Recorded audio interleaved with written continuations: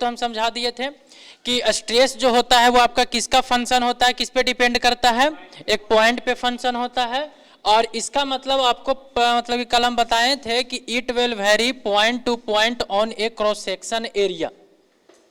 ये जो आपका होता है वो पॉइंट पे डिपेंड करता है, और पॉइंट टू पॉइंट क्या करता है, ये वेरी करता है। पॉइंट टू पॉइंट क्या करता है, वेरी करता है। स्ट्रेस आपका पॉइंट टू पॉइंट वेरी करता है, एरिया टू एरिया नहीं। हम समझ रहे हो ना कि पीछे क्या था कि एरिया मतलब कि एरिया पे डिपेंड। किसी के पास पानी है? हाँ यार लेकर का ना, आवाज फंस रहा है।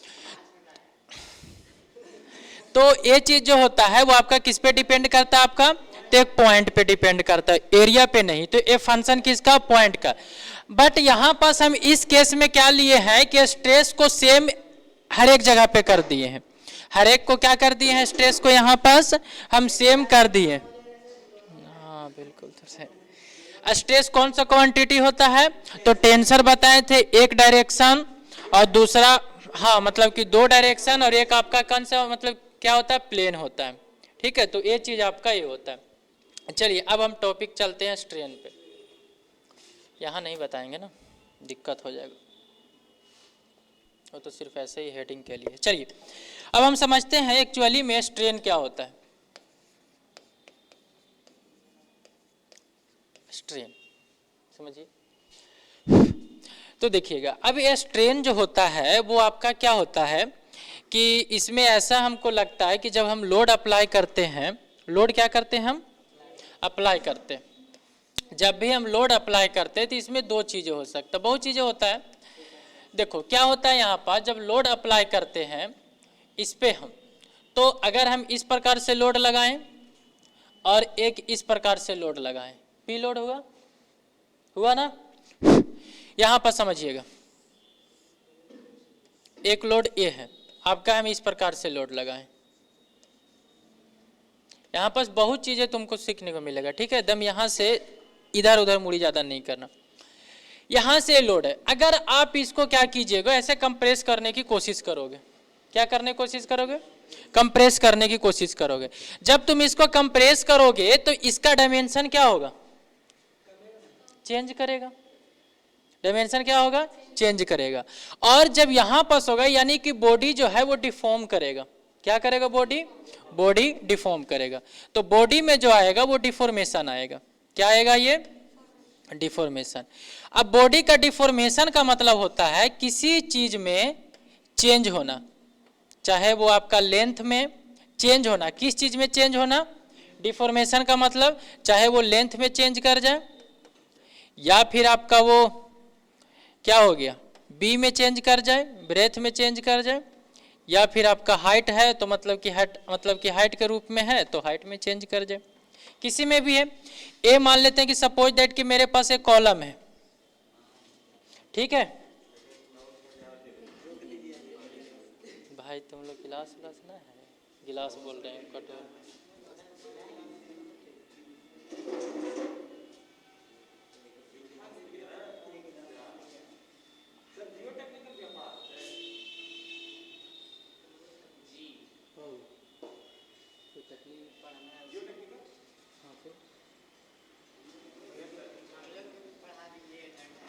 यही करें देखो। तो ये जो था वो आपका टॉपिक है, यहाँ क्या क्या चेंज हो सकता है, तो लेंथ चेंज हो सकता है, ब्रेथ चेंज हो सकता है, हाइट चेंज हो सकता है, ये सारी चीजें चेंज होंगे। अगर ये बॉडी है, ये बॉडी को अगर हम देखें इस प्रकार से, ध्यान से सुनिएगा, बॉडी इस प्रकार से है, बॉडी पे जो है वो लोड आपका यहाँ पर सेंटर पे ही लगा हुआ है, जो कि अब आपको दिख रहा है कि यहाँ से सेंटर पे आपका ये लगा हुआ है लोड। जब ऐसे हम जब लगाएंगे क्या करेंगे, ऐसे जब हम बॉडी को क्या करेंगे, इसे कंप्रेस करेंगे, तो इसमें अलग अलग डायमेंशन है और अलग अलग डायमेंशन में अलग अलग डिफॉर्मेशन आएंगे। ध्यान से सुनिएगा, अगर आप लेंथ में देखोगे तो कुछ और चेंज आएगा, बी में देखोगे तो कुछ और चेंज आएगा, हाइट में देखोगे कुछ और चेंज आएगा। तो सबसे पहले आपको ये डिसाइड करना पड़ेगा कि आप देख कहाँ रहे हो डिफॉर्मेशन में। ठीक है, ऐसा नहीं कि जिसमें माना आएगा उसमें हम लेंथ में ब्रेथ में कुछ भी नहीं। अब ध्यान से सुनना, तो अभी जो हम यहां पर देखना चाह रहे हैं वो हम सिर्फ लेंथ में देखना चाह रहे हैं, ध्यान से सुनिए, यानी कि उस लेंथ में हम देखना चाह रहे हैं जिस लेंथ के अलोंग हम लोड लगाए, जिस लेंथ के अलोंग क्या लगाए हैं, हम लोड लगाए हैं। तो ये आपका एल है। अब जब हम लोड लगाएंगे तो ये बॉडी क्या करेगा, चेंज करेगा। अब बॉडी चेंज करेगा तो कहीं ना कहीं कंप्रेसिव फोर्स लग रहा है, क्या लग रहे हैं, कंप्रेसिव। तो ये जो आपका डायमेंशन होंगे वो कहीं ना कहीं इस प्रकार से आपका कम देखने को मिलेगा, यानी कि ये हमारा एल डैश हो गया। क्या हो गया, ये एल डैश हो गया। तो बॉडी जो आपका डिफॉर्म किया, तो डिफॉर्मेशन का मतलब चेंज, और चेंज किस में, लेंथ में हो सकता है, ब्रेथ में हो सकता है, हाइट में हो सकता है। तो अभी हम देखते हैं किस में चेंज देखें, लेंथ में चेंज देखते हैं। तो बताइए कि अगर चेंज इन, अगर हम लेंथ लिखें तो चेंज इन लेंथ ही क्या कहलाता है, हमारा डिफॉर्मेशन कहलाता है। और चेंज का मतलब हमेशा होता है फाइनल माइनस में इनिशियल। कहीं पर भी चेंज रहे तो चेंज का मतलब क्या होता है, फाइनल माइनस इनिशियल। तो यहां से हो जाएगा फाइनल लेंथ माइनस में initial length, final length minus में इनिशियल लेंथ। तो फाइनल लेंथ हमारा क्या हो गया, इसको अगर हम एल डैश ले लिए हैं, अरे क्या लिए हैं, हाँ तो क्या दिक्कत है, हमें क्या मतलब है भाई कि कंप्रेसिव है कि टेंसाइल है। हम तुमको बताएं कि फाइनल है तो है, अब चाहे कम रहे चाहे ज्यादा रहे, हमें उससे क्या मतलब है। तो एल मतलब कि एल डैश तो मेरा फाइनल वाला है, तो एल डैश फाइनल माइनस में शुरू वाला क्या है हमारा एल। अब देखिएगा यहां से आपको, सॉरी, यहां से आपको जब ये डेटा आप देख रहे हैं तो आपको ऐसा लग रहा है कि नेगेटिव में आएगा, क्या आएगा, ये नेगेटिव में। अगर आपका लेंथ में कमी होता है तो वहां पर फोर्स आपका कंप्रेसिव नेचर का रहेगा। किसका रहेगा, आपको कंप्रेसिव का। तो ये आपका नेगेटिव में आएगा, नेगेटिव में आएगा तो इसका मतलब आपको क्या नजर आएगा, कंप्रेशन में। ठीक है, साथ में समझाते जाते हैं। अब यहां पर टॉपिक ये रहा, वो तो समझ में आया। अब हम यहां पर ये देखते, ऐसा आपको लगता है ना, देखो जितना चीजें है ना उसको प्रैक्टिकली देखना, ठीक है, ऐसा कुछ भी नहीं करना है कि अपने मन से। अब जब हम इसको दबाते हैं इस प्रकार से तो एक लेंथ कमता है, लेकिन एक और जो मतलब कि दूसरा का लेंथ इधर तुमको दिख रहा होगा ना, ब्रेथ और हाइट, देखो क्या हो रहा है, इसका चेंज तो करेंगे, बढ़ेगा कि घटेगा, क्या कर रहे हैं ये, क्या करेगा ये, अरे तुम खुद से बताओ ना, उसको तुमको जानने की जरूरत नहीं है कि सर मतलब कि बताएंगे तब बताना है, कुछ भी नहीं, ऐसा कुछ टॉपिक है ही नहीं कि सर बताएंगे तब बताना है, पहले ही बताना है तुमको। बताओ, जब तुम इसको कंप्रेस करोगे तो इसका मटेरियल क्या होंगे, अगर अंदर में अगर गैप होगा, ध्यान से सुनो, मटेरियल के अंदर में गैप होगा तो इधर तो एक्सपेंड नहीं करेगा, लेकिन जब तुम ऐसे प्रैक्टिकली जब इसको कंप्रेस करते हो तो ये लेंथ कमता है, लेकिन और वाला तो डायमेंशन तो क्या होता है, इंक्रीज तो करता है ना। अब यहां से हम एक टॉपिक समझा रहे हैं कि जिस डायरेक्शन में आप लोड लगा रहे हो, ठीक है, जिस डायरेक्शन में आप लोड लगा रहे हो उसी डायरेक्शन में अगर आप देख रहे हो, ठीक है, तो वो जो हमारा स्ट्रेन होगा वो उसके क्या रहते हैं, तो उसको हम बोलते हैं लॉन्गिट्यूडनल स्ट्रेन। क्या होंगे, यहीं से हम कुछ स्टेप समझते जाएंगे, ठीक है। जिस डायरेक्शन में आप लोड लगा रहे हो, ध्यान से सुना, जिस डायरेक्शन में आप लोड लगा रहे हो उसी डायरेक्शन में अगर आप डायमेंशन को देखना चाह रहे हो तो वो क्या होता है, लॉन्गिट्यूडनल स्ट्रेन। तो ये हो गया टॉपिक आपका लॉन्गिट्यूडनल। तो बताइए यहाँ पास हमको कि इसमें जो आप स्ट्रेन देख रहे हो या फिर डिफॉर्मेशन, बात अभी तो हम स्ट्रेन की बातें नहीं की है, डिफॉर्मेशन की बात की है, तो ये जो था वो आपका इसी डायरेक्शन में लगाए और इसी में हम देख रहे हैं, तो लेंथ जो हमारा यहाँ पर हुआ वो आपका लॉन्गिट्यूडनल डिफॉर्मेशन हो गया, और यही ना हुआ, डिफॉर्मेशन हो गया कि जिस डायरेक्शन में लगा रहे उसके बाद। अब इसके बाद क्या होता है ना कि इसकी इफेक्ट की वजह से हम कुछ और करने नहीं जाते हैं, ये जो आप स्ट्रेस जो लोड देख रहे हो इस लोड की वजह से ये दोनों में भी चेंज देखने को मिलता है। देखने को मिल रहा है कि नहीं मिल रहा है, हमें प्रैक्टिकली देखने को मिल जाता है। तो मतलब कि दो ही चीज तो होता है, एक लॉन्गिट्यूडनल एक लैटरल, यही होते हैं। तो ए आपका, तो एक में आपका लेंथ, तो इधर इधर क्या होंगे लैटरल। अब यहां से एक और आपको समझ में आ रहा होगा, पता है क्या आ रहा होगा कि जब ई लॉन्गिट्यूडनल हमारा घट रहा है तो ये बढ़ रहा है, अरे कुछ भी बढ़े मतलब कि हो रहा है, ठीक है। अब यहाँ पर हम एक और फोर्स देखते हैं इसके अंदर में। ये तो टॉपिक समझ में आ गया यहाँ से कि आपका डिफॉर्मेशन क्या होता है, फिर से हम बता रहे हैं। डिफॉर्मेशन क्या होता है कि आपका जो ओरिजिनल पोजीशन होते हैं, ओरिजिनल पोजीशन जो मतलब कि आपका पहले का था बाद में फिर चेंज हुआ, तो यहाँ पर चेंज मतलब कि जब तुम लिखोगे तो यहाँ पर हमें जो है बॉडी पे जब फोर्स लगता है तो तीन डायमेंशन देख लेते हैं, लेंथ ब्रेथ मतलब कि जो भी रहे तीनों डायरेक्शन में हमें देखना रहता है। तो अब ये बॉडी है, अब बॉडी पे क्या होता है कि जब हम इस प्रकार से लोड लगाएं तो इसका लेंथ कम गया। अब यहाँ से जब हमको चेंज इन लेंथ चाहिए कि कितना का परिवर्तन हुआ, तो वो परिवर्तन जो होगा वो फाइनल लेंथ माइनस में क्या निकलता है, इनिशियल लेंथ। और यहाँ से हमको ऐसा लग रहा है कि नेगेटिव आया, तो नेगेटिव आया इसका मतलब क्या आया है, कंप्रेसिव हो गया। नेक्स्ट टॉपिक हम देखते हैं। चलिए अब यहां से आप हमको एक चीज बताइए, अगर ये मान लेते हैं कि ए आप इसको लोड लगाए ऐसे और एक लोड लगाए ऐसे, अब इसमें जब आप देखोगे तो ये पता चलेगा कि इधर भी आपका लेंथ बढ़ जाएगा और इधर भी आपका क्या करेगा, लेंथ ये बढ़ जाएगा। यानी कि पहले का हमारा एल था और बाद में जो बन गया वो एल डैश बन गया। क्या बन गया, ये एल डैश। तो यहां पर अगर चेंज इन लेंथ हमको लिखना है, देखिए अब चेंज इन मतलब कि हम बताए हैं डिफॉर्मेशन। अब डिफॉर्मेशन तो किसी में भी हो सकता है, चाहे तो लेंथ में हो जाए, बी में हो जाए, हाइट में हो जाए, कुछ में भी होगा, मतलब कि तीन आपका डायरेक्शन है, तीनों में किसी में भी हो सकते हैं। तो आपका यहां से अगर हम अभी जो डिफॉर्मेशन चाहते हैं वो किस में, लेंथ में, किस में चाह रहे हैं, लेंथ में। तो चेंज इन लेंथ मतलब लेंथ में कितना परिवर्तन हुआ, तो फाइनल माइनस में इनिशियल, फाइनल माइनस में इनिशियल। तो फाइनल में से इनिशियल को घटाएंगे तो ये क्या निकलेगा हमारा, तो ए आपका क्या आएगा, देखो फाइनल जो था वो एल डैश और आपका इनिशियल क्या है, एल। अब बताइए इसको आपको देखने से क्या लग रहा है, पॉजिटिव होगा कि नेगेटिव होगा, क्या होंगे, पॉजिटिव होगा। अगर ए पॉजिटिव आता है तो इसका मतलब ये जो है वो टेंसाइल फोर्स लगे हुए हैं, अभी सिर्फ यही समझो, ठीक है। अब एक चीज ये चीज होते हैं हमारे पास कि पॉजिटिव है तो इसका मतलब कौन सा, यहाँ पर है टेंसाइल है। अब रही बात, तो ये तो आपका डिफॉर्मेशन हुआ। तो देखिए अब जब किसी चीज को जब आप कंपेयर करते हो ना, ध्यान से सुनो, जब किसी चीज को कंपेयर किया जाता है तो किसी का रेफरेंस लेकर के किया जाता है, ऐसे हम नहीं कर देते। जैसे में कोई अच्छा है कोई नहीं है अच्छा, तो हम कैसे पता कर लेते हैं भाई, उससे हम किसी न किसी को कंपेयर करेंगे। जैसे ये दोनों बैठल है, अब हम बोलेंगे कौन अच्छा है, तो किस बेसिस पे बोलेंगे, नाक सही है कि कान सही है, किस ठीक है।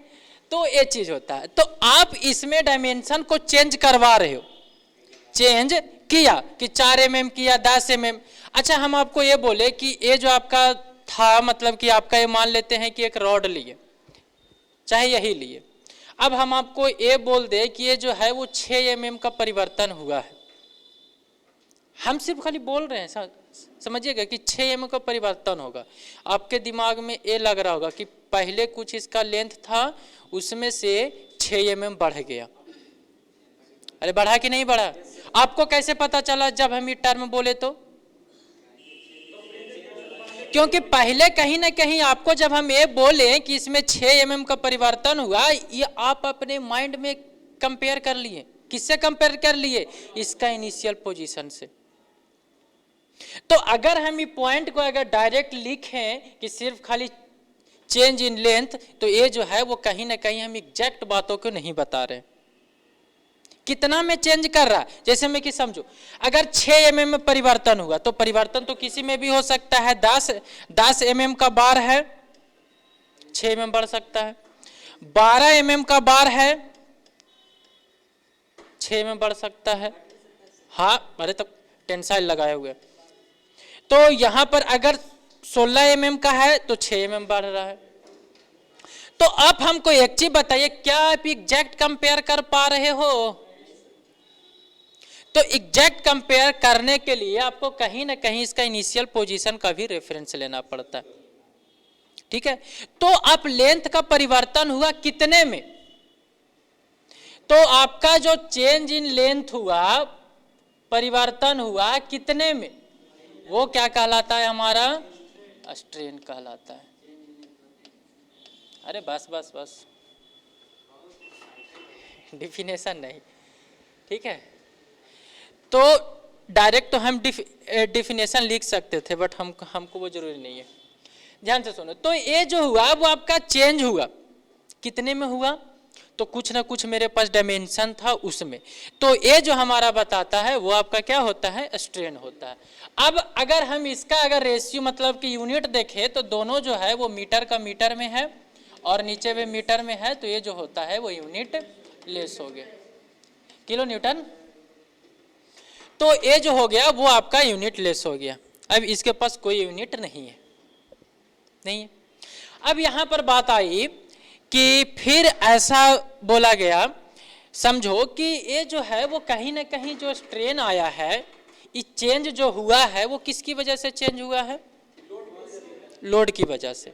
और लोड की वजह से हम पीछे कुछ पढ़े हैं क्या, स्ट्रेस। तो जब स्ट्रेस की वजह से स्ट्रेन आया कि स्ट्रेन की वजह से स्ट्रेस आया, क्या आया वो तो हमको नहीं पता, लेकिन दोनों कुछ ना कुछ हैं, दोनों के बीच में कुछ ना कुछ रिलेशन है। अब अगर वो है तो रिलेशन कैसा है, तो देखते हैं कि कैसा है। तो एक काम कीजिए, हम लोड देखिए, एरिया तो दोनों में सेम ही है, चाहे स्ट्रेन की बात करें चाहे कुछ भी बात करें, लोड तो लगा रहे। अब जैसे ही लोड लगाए तो पता चला कि इसका जो डायमेंशन जो है वो चेंज कर रहे हैं। क्या कर रहा है इसका डायमेंशन, डायमेंशन चेंज कर रहा है। अब ध्यान से सुनो, अब उसमें भी एरिया भी तो सेम था, अब हम लोड लगा रहे हैं। अब ये समझ में आ रहा होगा कि जैसे जैसे हम लोड बढ़ाते जा रहे हैं वैसे वैसे क्या होते जा रहा है, ध्यान से समझना, डिफॉर्मेशन बढ़ते जा रहा है। अब बताओ इसमें कि हम जब लोड बढ़ा रहे हैं तब भी डिफॉर्मेशन बढ़ रहा है, क्या कर रहा है, जब लोड बढ़ा रहे हैं तो क्या बढ़ रहा है, डिफॉर्मेशन बढ़ रहा है। क्या ऐसा कुछ है कि हम मतलब कि लोड बढ़ाएंगे तो डिफॉर्मेशन घटेगा, नहीं है ना। मतलब जब एक को बढ़ा रहे हैं तो दूसरा भी बढ़ रहा है, इसका मतलब ये डायरेक्टली प्रोपोर्शनल है। ये तो हमको ऐसे ही पता चल रहा, यानी कि यहां से हमको ऐसा लग रहा है कि जब हम लोड बढ़ा रहे हैं तो load is directly proportional to आपका चेंज इन लेंथ। लोड को बढ़ाएंगे लेंथ में परिवर्तन होगा, होगा कि नहीं होगा, होंगे। तो ये सब कुछ हो रहे हैं आपका इसकी वजह से। तो यहां से अगर हम यहां पास, तो इसमें अगर एक रिलेशन बताए थे स्ट्रेस का और इसमें एक रिलेशन बताए हैं स्ट्रेन का, लोड में क्या बताए हैं, स्ट्रेस का टॉपिक, और डिफॉर्मेशन में क्या बताए हैं, एक स्ट्रेन का टॉपिक। यानी कि हम यहां से ये लिख सकते हैं कि stress is directly proportional to, ध्यान से सुनो, जो टर्म बता रहे हैं बिल्कुल रटवाने की हम कुछ भी कोशिश नहीं कर रहे हैं। Stress is directly proportional to strain. अब हमको ऐसा समझ में आया है, ध्यान से सुनना, ऐसा हमको लग रहा है कि यहाँ पर डायरेक्टली प्रोपोर्शनल तो है, चलिए ठीक है, लेकिन अगर यहाँ पास मेरे पास दो मटेरियल है, ध्यान से समझना, एक मटेरियल पे हम पी लोड लगाएं, एकदम बिल्कुल समझ में आएगा, इधर सिर्फ कंसंट्रेटेड करना, छोड़िए अगर हम कंप्रेसिव का लेंगे तो बार बार दिक्कत होंगे, टेंसाइल लेते हैं, अच्छा लगता है सबको। तो ये चीजें हैं जो आपका जो है वो लोड आपका कहीं ना कहीं ये टेंशन में आ रहे हैं। अब ये जो आपका मटेरियल है वो आपका आयरन है, क्या है ये, आयरन है, ध्यान से समझना। अब इसमें जो है, इसमें भी हम एक लोड लगाएं, वही लोड है, लोड में कोई परिवर्तन नहीं है, लोड वही है, यहाँ भी पी लोड है, यहीं पे, यहाँ जो है वो ये आपका रबर है, रबर डैम नहीं रबर है, ये चीजें हैं। आप हमको एक चीज बताइए, दोनों में तो स्ट्रेन आएंगे, दोनों में डायरेक्टली प्रोपोर्शनल ही होगा। बताओ इसमें किसमें ज्यादा आपको डिफॉर्मेशन देखने को मिल जाएगा? किसमें? रबर में। अरे लेंथ किसमें ज्यादा परिवर्तन होगा वो बता रहे। तो इसमें आप जब डिफॉर्मेशन देखोगे सेम लोड पे, हम मतलब कि लोड नहीं बढ़ा रहे हैं, सेम लोड पे, और दोनों का लेंथ भी वही है। लेंथ भी क्या है? यही है। यहां पर भी लेंथ आपका क्या है? वही है। अगर जब हम इसको जैसे ही बढ़ाएं, ये पता चल गया कि ई जो हो गया वो आपका डेल एल डैश का परिवर्तन किया, और ए जो आपका जो परिवर्तन किया वो डेल एल का परिवर्तन किया।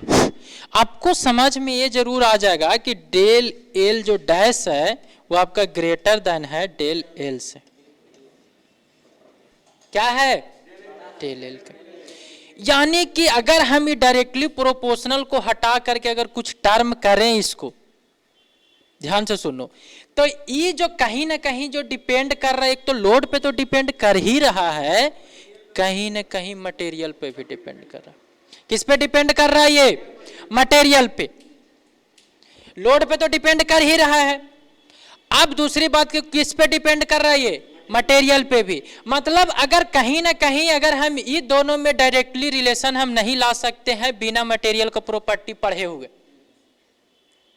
डायरेक्टली प्रोपोर्शनल हम नहीं हटा सकते हैं बिना मटेरियल का प्रॉपर्टी पढ़े हुए, क्योंकि हमें ये मटेरियल पे जरूर डिपेंड कर रहा है।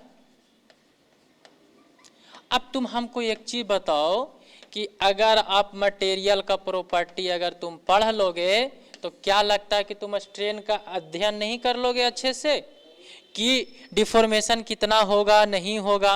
पढ़ लोगे कि नहीं पढ़ लोगे? तो यहां से जब इसको समझने के लिए भाई ये दो चीजें है, तो अगर इस बीच वाले को जब हटाना चाहेंगे कि किस चीज पे है, तो एक कहीं ना कहीं एक टर्म आता है, कांस्टेंट नहीं आता, वो क्या आता है देख लेंगे। ई आता है, एक टर्म आता है ओएस्ट्रेन। अब ये ई क्या बताएगा? अरे वो टर्म नहीं हम अभी समझा रहे हैं, हम अभी इसका हम नाम कुछ नहीं दे रहे। ये जो कहीं ना कहीं जो है वो आपको ऐसा लग रहा है ना कि मटेरियल का बिहेवियर के बारे में बता रहा है कि कितना मटेरियल कैसा है। तो आपको ये समझ में आया कि ये जो यहाँ पर जो बीच में ऐसे जो लगा हुआ रहता है, ये कहीं ना कहीं आपका मटेरियल का प्रॉपर्टी बताता है। समझ में आ रहा है? ध्यान से सुनो, एक बार फिर से बता रहे हैं। हम यहाँ पर अभी हम कुछ नहीं लिए हैं कि हुक्स लॉ बताया था, ये था, मैंने कुछ बताया है? कुछ भी नहीं। समझिए, तो यहाँ पर क्या था कि ए मेरे पास दो मटेरियल है। कितने मटेरियल है? दो मटेरियल। एक आपका आयरन है, दूसरा है रबर। दोनों में मैंने लोड सेम रखा, लेकिन दोनों में स्ट्रेन अलग अलग आ गया, डिफॉर्मेशन तो अलग अलग आ गया। अब अलग अलग आ गया तो यहां पर अगर हमको इसमें अगर रिलेशन चाहिए, अब तुम खुद बताओ कि stress is directly proportional to strain, इसमें भी हम फॉर्मूला लगा दें, stress is directly proportional to strain लगा दे, लेकिन दोनों में तो स्ट्रेन अलग अलग आ रहे हैं, अलग अलग आ रहे हैं। इसका मतलब अगर हमको डायरेक्टली प्रोपोर्शनल हटाना है तो किस चीज का महत्व रखना पड़ेगा? यहां पर मटेरियल का। अगर मटेरियल के बारे में जान लेंगे तो ई डेल एल के हिसाब से मटेरियल को सेट कर देंगे।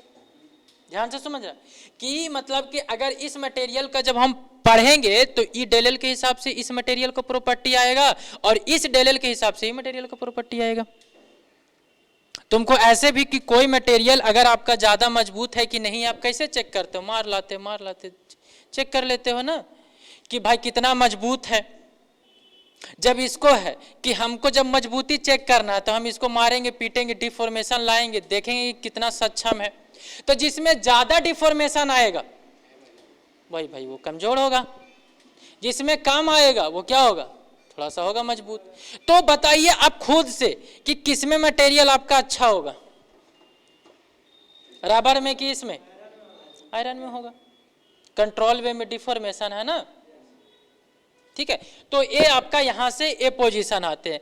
तो इसमें जो आपका देखने को मिलता है, तो हम यहां पर जब हम इसको डायरेक्टली प्रोपोर्शनल को हटाने की कोशिश करते हैं तो यहां पर हमें कुछ मटेरियल के बारे में देखना पड़ता है, ठीक है। और अगर इसी टर्म को अगर हम डायरेक्ट ये बोले कि stress is directly proportional to strain, और जब स्ट्रेन को हटाते हैं तो ई आता है, और जो ई जो होता है वो मटेरियल का प्रॉपर्टी बताता है, तो थोड़ा सा दिक्कत हो जाता है समझने में, नहीं आएगा समझ में। तो पता है एक कहानी है, एक जो था वो मतलब कि गधे का बाराती गया था, ठीक है, ठीक है, गधों का था, बहुत शौक का था, और भी सब जानवर वगैरह थे। तो ऊपर से शेर एक कहानी सुना रहा था सभी जानवर को, तो नहीं सुनो तब ना, सबको मतलब कि सभी को मतलब कि कहानी सुना रहा था, चुटकुले सुना रहा था। तो सब जानवर जो थे वो आराम से वहीं पर हंस दिए, और जो गधा बाद में नहीं, गधा जो है वो आराम से, हाँ मतलब कि अभी दम आराम से वहां पर सिर्फ खाली देख रहे, उसको हंसी ही नहीं आ रहा था। फिर बाद में क्या होता है ना कि जब पंडाले से जब मतलब कि वहां से जब गया आराम से बैठने उठने के लिए, तब वो हंस रहा तो लोग पूछे कि क्यों हंस रहा है भाई, तो वो जो चुटकुला सुनाया गया तो वो हमको अभी समझ में आया है। ठीक है, तो बाद में ना बोला करो, एग्जैक्ट उसी टाइम में। ठीक है, तो ये चीज, तो ये जो हमारा ये जो टर्म बताता है वो आपका क्या बताता है, तो मटेरियल का प्रॉपर्टी बताता, और कुछ नहीं है।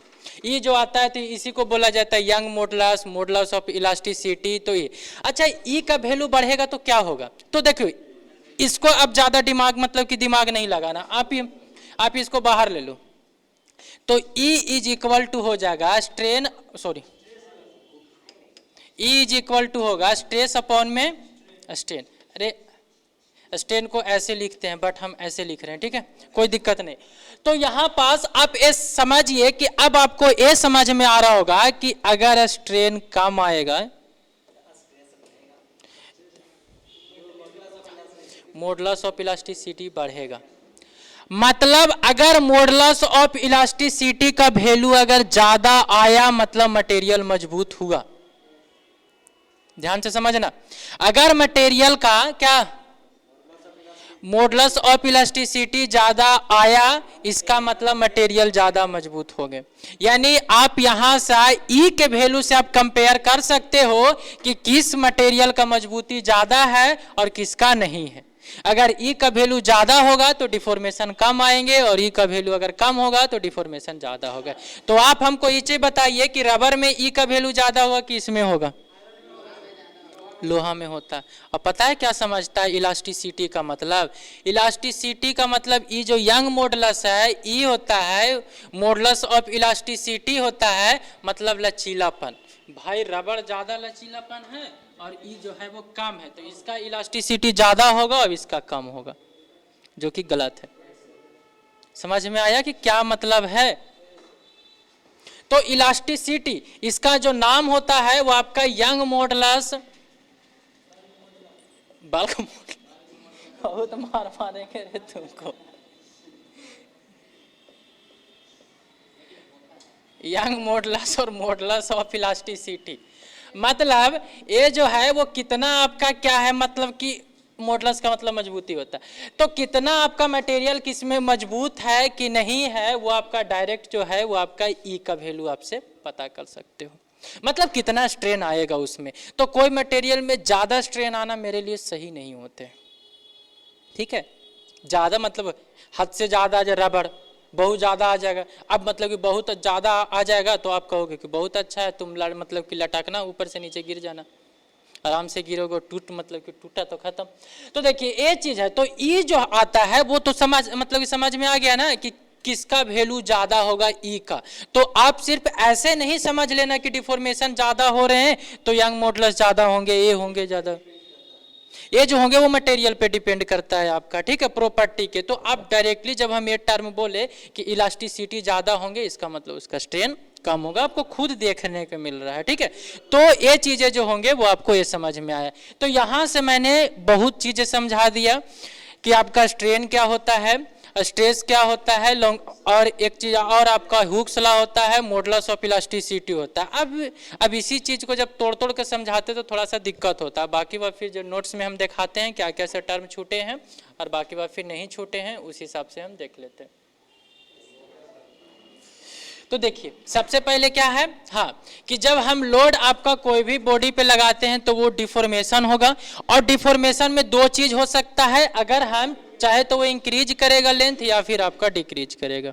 लेंथ पे बात कर रहे हैं, लेंथ का हो सकता है। अगर इंक्रीज करेगा तो फोर्स आपका टेंसाइल होगा, और जब डिक्रीज करेगा तो कौन सा होगा आपका, कंप्रेसिव होंगे।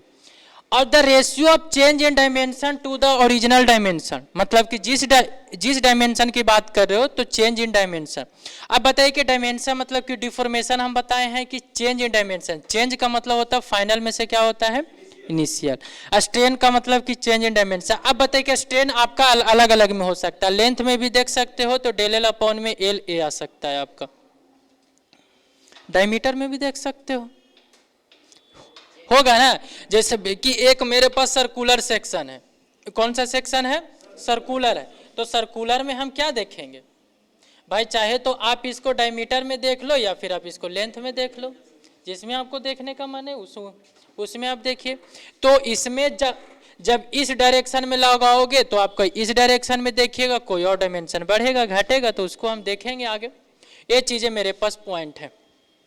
स्ट्रेन का भी वही है, टेंसर क्वांटिटी, बिना आपको स्ट्रेस आपको पता चल जाएंगे वहां पर।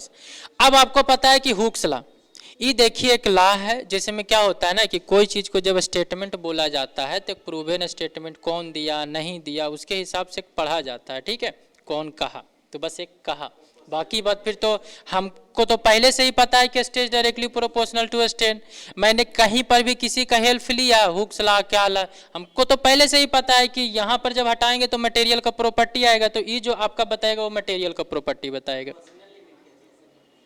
हाँ, अरे इस समझाते हैं कि हुक्स लॉ क्या होता है, प्रोपोर्शनल लिमिट हम बाद में समझाएंगे। चलिए, तो ये जो आपका जो वैलिड होता है वो आपका प्रोपोर्शनल लिमिट तक होता है, लेकिन अब प्रोपोर्शनल लिमिट क्या होता है उसकी हम अभी बात नहीं कर रहे हैं क्योंकि थोड़ा सा कंफ्यूज आ जाओगे। तो एक चीज ये आता है, आपको यहां से क्या समझ में आ रहा है कि आपका जो ई जो आपका होता है सिग्मा अपॉन में ई होते हैं, स्ट्रेन आपका होता है, और ई जो होता है वो यंग मॉडुलस या फिर इसी को क्या बोलते हैं, मॉडुलस ऑफ इलास्टिसिटी। ई जो आपका होता है वो इनवर्सली प्रोपोर्शनल टू होता है स्ट्रेन का, यानी कि ये क्या बताता है, प्रॉपर्टी बताएगा, रेजिस्टेंस टू डिफॉर्मेशन, मतलब डिफॉर्म नहीं होने देगा, उससे रोकेगा, वो कौन बताएगा, ई आपका बताएगा, मॉडुलस ऑफ इलास्टिसिटी आपका बताएंगे। फिर यहां से आप लिख सकते हो, तो आपको पता है कि sigma is equal to E into में स्ट्रेन, तो sigma is equal to P upon में ए निकाले थे, is equal to E into में डेल एल अपॉन में क्या होगा, एल, तो आप यहां से डेल एल को निकालोगे तो पी एल अपॉन में ए। यहाँ तक कोई दिक्कत नहीं होंगे। चलिए, आप फिर बताइएगा कि अगर आप रिजिड बॉडी को देखना चाहते हैं तो रिजिड बॉडी में डिफॉर्मेशन होता है, नहीं होता है। तो जब डेल एल नहीं हो गया तो इसका मतलब ई जो रिजिड का होगा, अब तुम यहां पर हमको टर्म बताना कि अगर डिफॉर्मेशन नहीं हो रहा है उसमें, मतलब ई तो बहुत ज्यादा होगा, अरे ई बहुत ज्यादा होगा ना, तुमको ऐसे भी बताए हैं कि किसमें अगर डिफॉर्मेशन अगर कम हो रहा है तो आपको मतलब कि अगर एक में बहुत ज्यादा डिफॉर्मेशन हो रहा है तो ई का वैल्यू कम होगा, डिफॉर्मेशन नहीं हो रहा है मतलब ई का वैल्यू बहुत ज्यादा। और फिर निकालने से भी देखिए, हम जब निकालेंगे तो आएगा फॉर्मूला, देखो पी एल अपॉन में ई आपका 0, तो बताइए पी तो 0 नहीं हो सकता है, लेंथ तो आपका 0 नहीं हो सकता है, एरिया तो आपका 0 नहीं हो सकता है, इनटू में 1 अपॉन में ई क्या हो सकता है, 1 अपॉन में ई। अब 1 अपॉन में ई को 0 होना पड़ेगा तभी डेल एल 0 होगा। देखो समझिए, तुम लोग 45 मिनट में क्लास बहुत ज्यादा हो, तुम लेट कर देता है। देखो यहाँ पर से, तो अब समझिए कि अगर हम रिजिड के बारे में बात करें तो रिजिड के बारे में हम अभी डेल एल निकाले हैं पी एल अपॉन में ए, ठीक है, ए निकाले। डेल एल का वैल्यू आपको पता है कि रिजिड में 0 होता है, डिफॉर्मेशन होता नहीं है। अब बताइए कि यहां से पी एल अपॉन में ए और इनटू में 1 अपॉन में ई है। अब ये पूरा टर्म को 0 होना है, ध्यान से समझो, ये पूरा टर्म को क्या होना है, 0। पी तो 0 हो नहीं सकता है, लोड लेंथ 0 हो नहीं सकता है, एरिया आपका 0 नहीं हो सकता, मतलब ई टर्म को 0 होना पड़ेगा। और जब ई टर्म को जीरो होना पड़ेगा तो एक केस और होता है कि वन तो जीरो हो नहीं सकता, वन तो खुद एक वन है, तो ई को कुछ ना कुछ होना पड़ेगा, तो ई को क्या होना पड़ेगा, इनफाइनाइट। तो 1 में इनफाइनाइट क्या होता है, यानी कि आपको ई जो होगा रिजिड बॉडी के लिए वो क्या हो जाता है, इनफाइनाइट हो जाते हैं। तो समझ में आया कि ई का वैल्यू बढ़ेगा तो क्या हल होगा, ठीक है। तो अब की बार से कंफ्यूज नहीं करना। तो देखिए ई का वैल्यू आपका होगा, अब बस यहीं तक यार, अब आगे नहीं। तो देखिए स्टील का कितना होता है, 2 इंटू में 10⁵ पास्कल, तो वही रबड़ का देखोगे तो 0.7 आएगा, रबड़ का होता ही नहीं है। अब ये लोग समझते हैं कि रबड़ सर इलास्टिक मटेरियल है, ज़्यादा होना चाहिए, एकदम लचीलापन आता है, और बोल रहे कि काम हो रहा है, वो तो बताता ही नहीं है। क्या बताता है,